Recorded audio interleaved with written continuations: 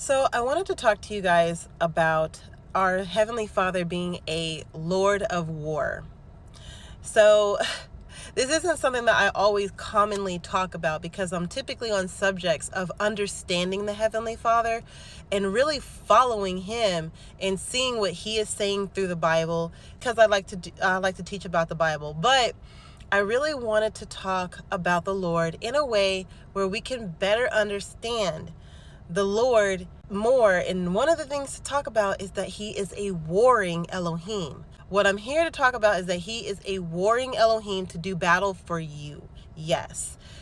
So one of the things that the Lord had really got me to understand, in that my prayers didn't start making moves, wasn't until I started to declare Him warrior and victorious over my situations.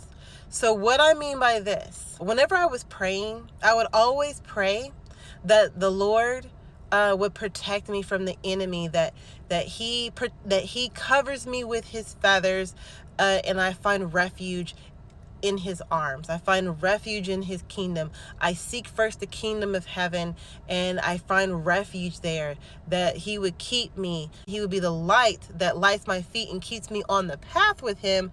But one of the things that I would always neglect to mention, and I kept trying to figure out, like, why is it that this darkness still seems to be around here?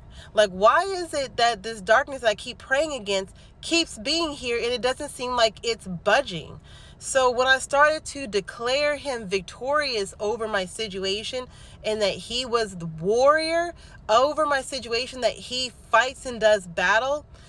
So there was this image that popped into my head where this guy was talking about the Lord beating up, like he was asleep, but in his dreams, the Lord was fighting these things. He was fighting them and getting rid of them away from this guy.